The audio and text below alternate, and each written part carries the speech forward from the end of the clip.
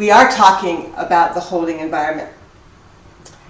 And we have lots of pith supports and handholds that can really help us. And I want to remind you of one of the supports that Catherine shared with us on Monday and then brought into our practice yesterday.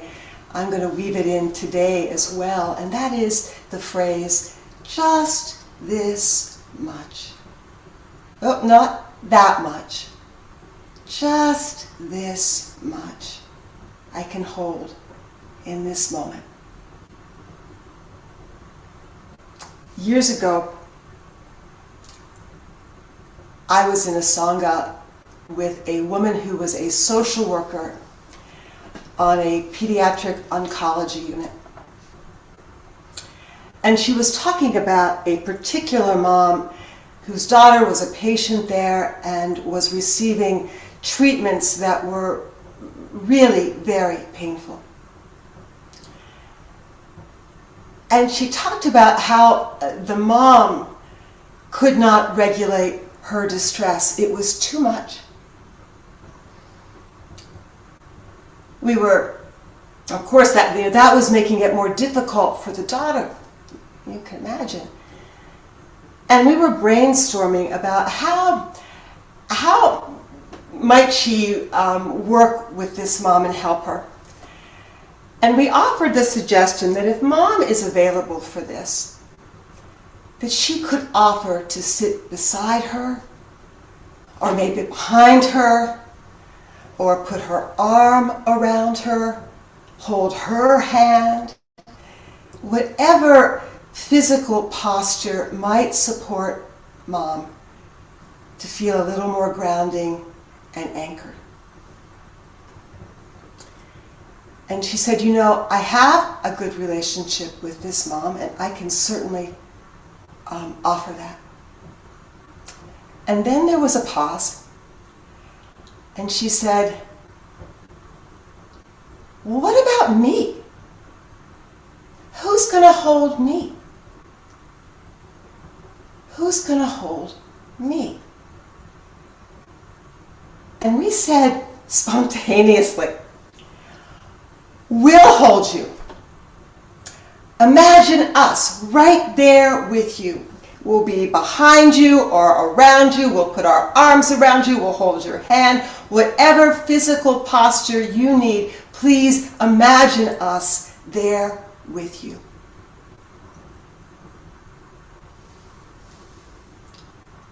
When I think about the holding environment, I think about this image. The daughter, the mother, the beloved social worker, and all of us around them.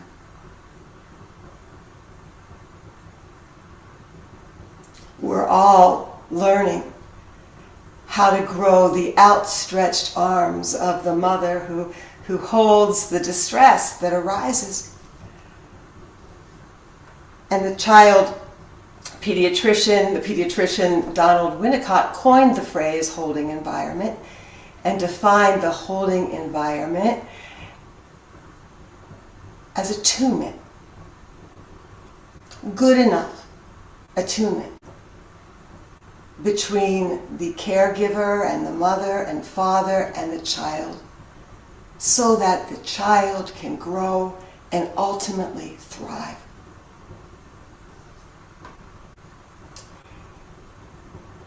It's really no different for us when we sit in our practice and we are setting up the conditions that support us to feel into some place here where we can land. Someplace here where we can rest. Someplace here where we can find some refuge, even if for a little while. We trust more that it's available to us, that we can rely on this.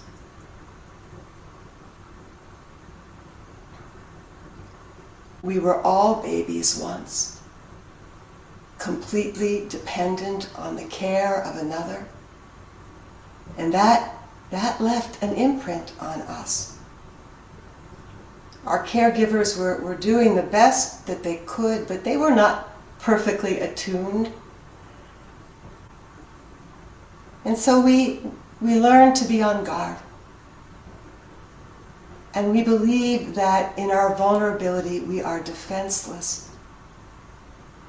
We need armor. And we get good at protecting ourselves. We all have strategies that help us learn to protect ourselves, that help us to feel safe and secure. Unfortunately, these are often false refuges. You know, like perfectionism, or having to have the right answer, possessions, status, addictions, for sure. There are true refuges that don't depend on external conditions. So how do we help this heart to feel safe so that it can open? Just this much.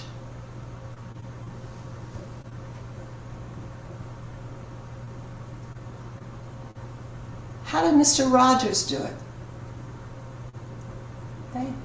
Hey. He was happy to see you. No one in the whole world just like you. Each one of us special. And you know, we can do this too. They say that meditation is learning how to be our own best friend.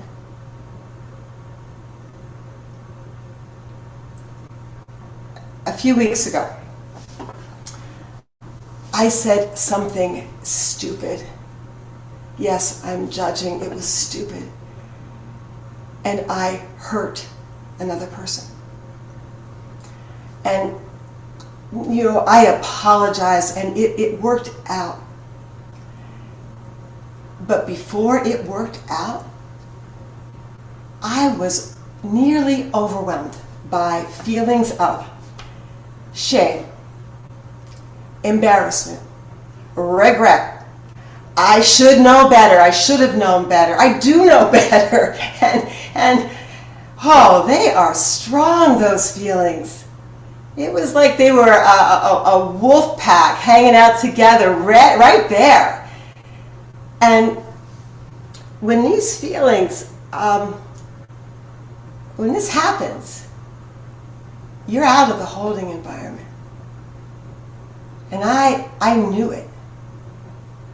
And I felt so far away from a safe place. I hear Susan's words: tether the difficult feeling to the breath, and the breath to the body, and the body to the ground. Repeat. Repeat. Again and again.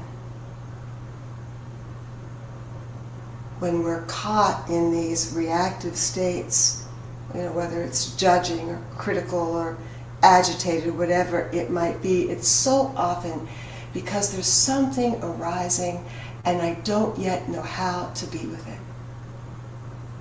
I don't yet know how to hold. It's too much. And we want to be able to identify this and course correct and find our way back to safety. Again, it's taught that in meditation we are learning how to be our own best, most loyal friend. As if I could put my arms around that little Jaye and say, it's okay. This is really difficult, and it's going to pass.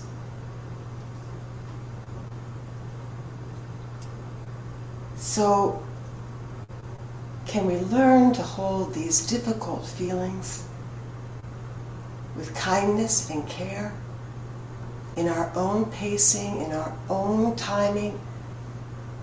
And sometimes we are not up to welcoming. It is just about tolerating this much.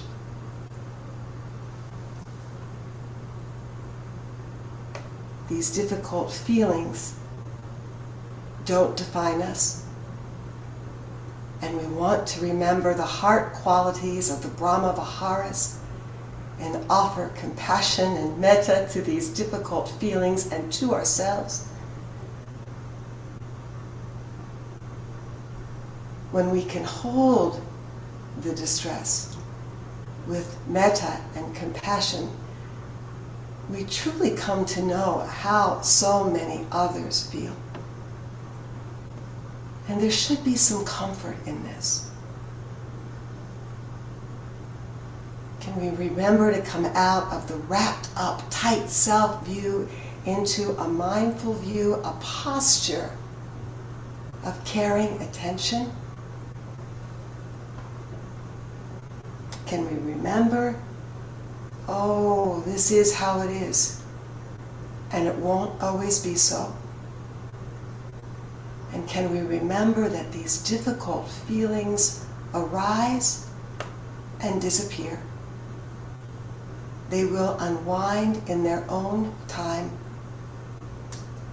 All phenomena arise and disappear. Safe here to settle down, and safe here to relax, and safe here to let go and let be. Just this much. Thank you, everybody, for listening, and now we have this opportunity to practice. So join me in some stretching and opening.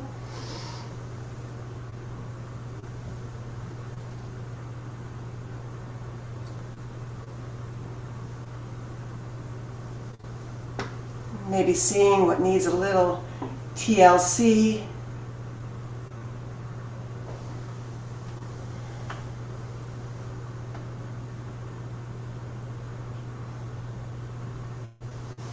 Maybe noticing some of the parts of the body that you tend not to pay attention to.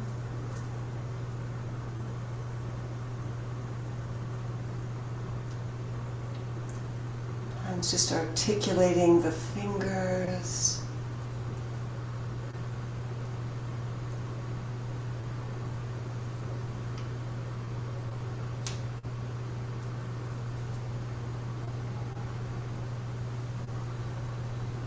Maybe some rocking.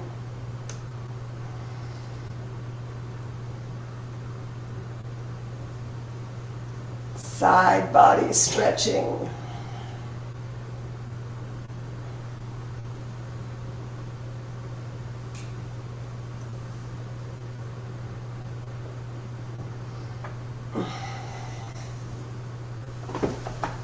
Or some swaying.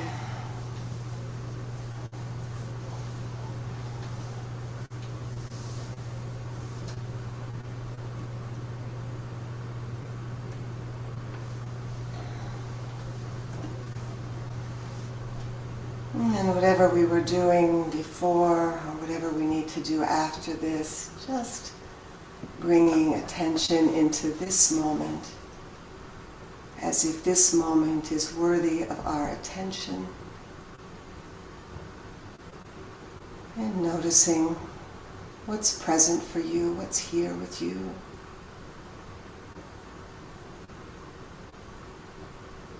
And I'm always going to invite you to take some deeper, slower breaths if that's a support for practice and settling.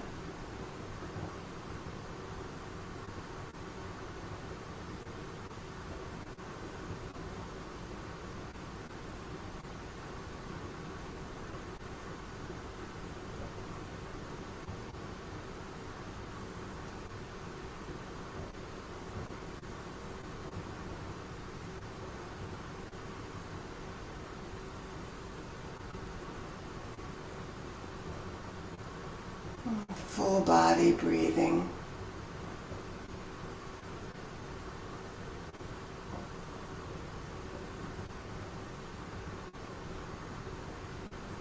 Inviting the body to relax and settle.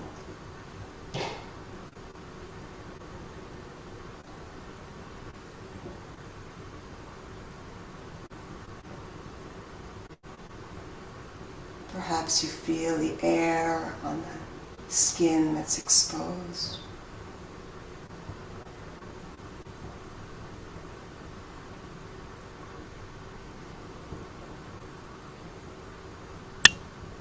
Inviting the eyes and face to soften.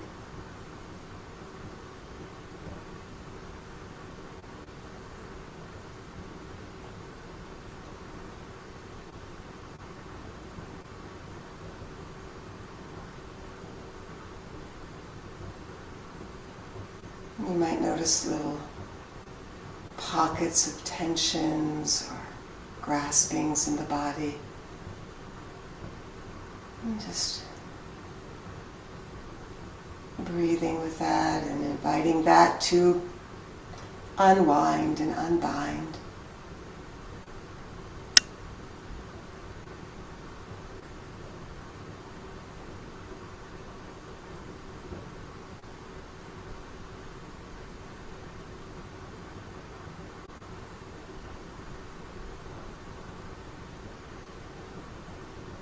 All sorts of sensations and pulsations,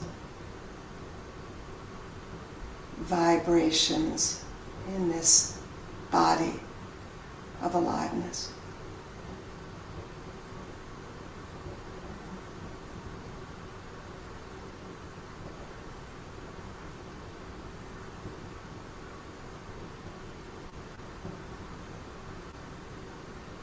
Hands relax.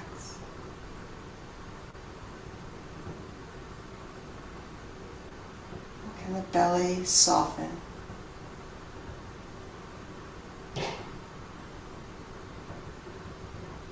And just allowing awareness to feel places where the body is making direct contact with the chair, with the floor or the ground.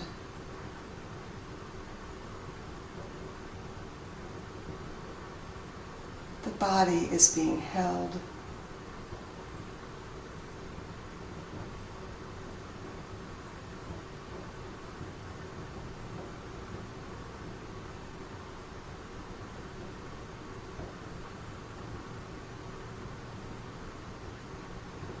And thoughts will be thinking and feelings will be arising. For this practice, we're doing the best we can not to pursue or grasp.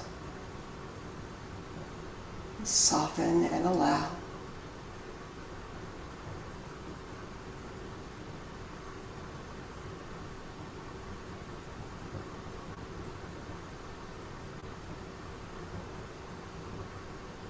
And we orient the posture to a posture of caring attention.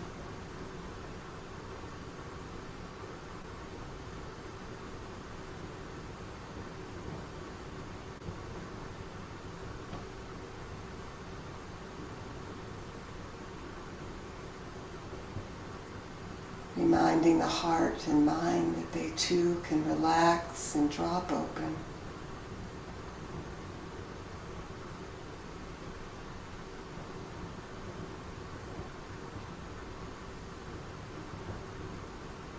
Easy does it.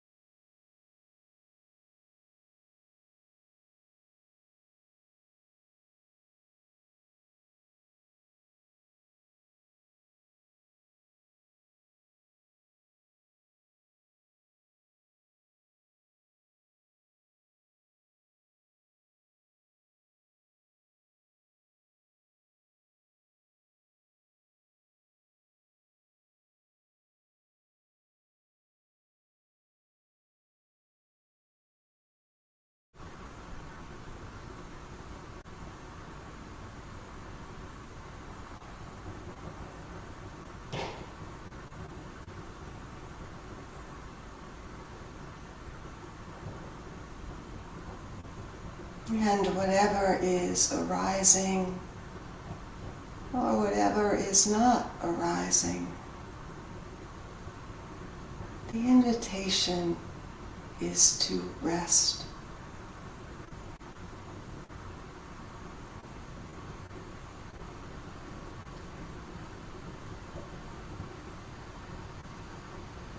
Can you feel breath breathing?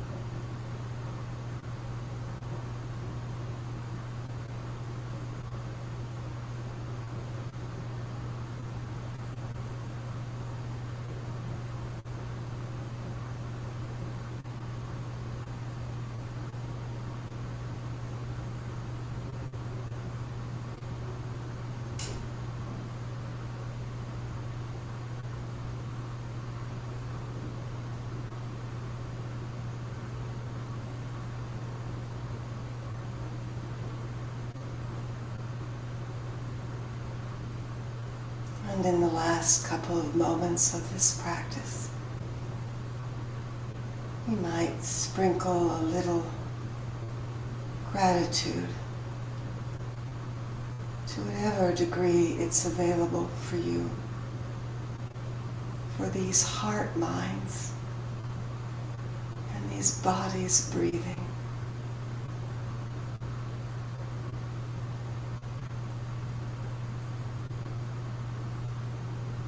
A precious gift.